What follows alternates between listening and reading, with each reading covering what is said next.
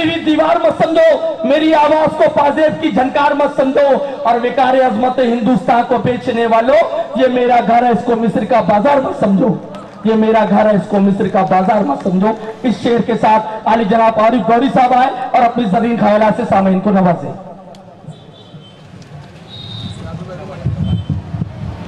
अस्सलाम वालेकुम वरहमतुल्लाहि वबरकातुहू।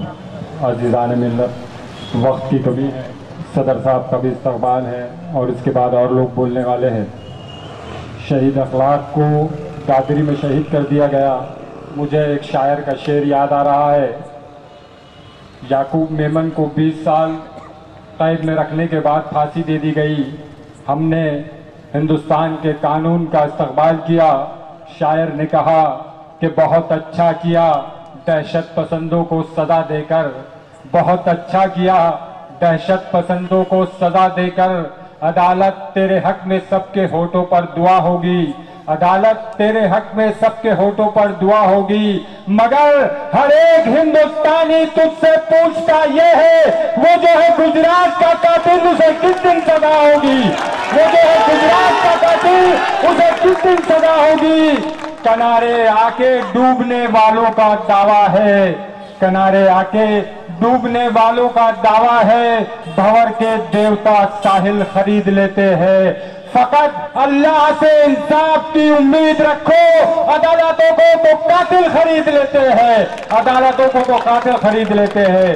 अज़ीज़ान मिल्लत, मजलिस इत्तेहादुल मुस्लिमीन को बदनाम किया जा रहा, हमारे बयानों को गलत तरीके से पेश किया जा रहा। मैं अपने हिंदू भाइयों से कहना चाहता हूं कि मजलिस इत्तेहादुल मुस्लिमीन किसी मजहब के खिलाफ नहीं, किसी कौम के खिलाफ नहीं, किसी धर्म के खिलाफ नहीं।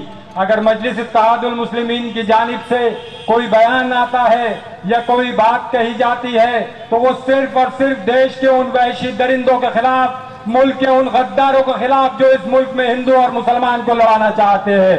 कान खोल के सुन लो, मैं उन देश के गद्दारों से कह रहा हूं कि अगर मजलिस इत्तेहादुल मुस्लिमीन पर तहमत लगाई जाएगी या उंगली उठाई जाएगी तो मजलिस इत्तेहादुल मुस्लिमीन ईंट का जवाब पत्थर से देगी, ईंट का जवाब पत्थर से दिया जाएगा। फिर वो बोलने वाला तुगड़िया हो, स्वामी हो, त्यागी हो या कोई साध्वी हो, मजलिस इत्तेहादुल मुस्लिमीन उसका जवाब ईंट के पत्थर से दी जाएगी।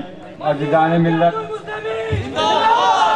अज़ीज़ान मिल्लत, 50-60 साल से कांग्रेस ने मुसलमानों का हाल उस हाथी के मानिंद कर दिया कि जिसके पैरों में बचपन से बेड़ियां डाल दी जाती और उसे ये एहसास दिला दिया जाता कि तू इन बेड़ियों को तोड़ के आजाद नहीं हो सकता, इन जंजीरों को तोड़ के तू आजाद नहीं हो सकता। लेकिन हकीकत कुछ और है। अज़ीज़ान मिल्लत, हाथी की ताकत उन जंजीरों से, उन बेड़ियों से कहीं ज्यादा बढ़कर है। तो अपनी ताकत को पहचानिए और कांग्रेस की इन बेड़ियों से बाहर निकलिए। इंशाअल्लाह मजलिस इत्तेहादुल मुस्लिमीन मुसलमानों की फलाबूदी के लिए आई है और आपको इंशाअल्लाह इसमें कामयाबी मिलेगी। आप वोट किसको दोगे? आप वोट किसको दोगे?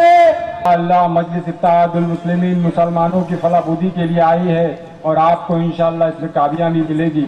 बस मैं इतना कहकर के अपने अल्फाज खत्म करता हूँ।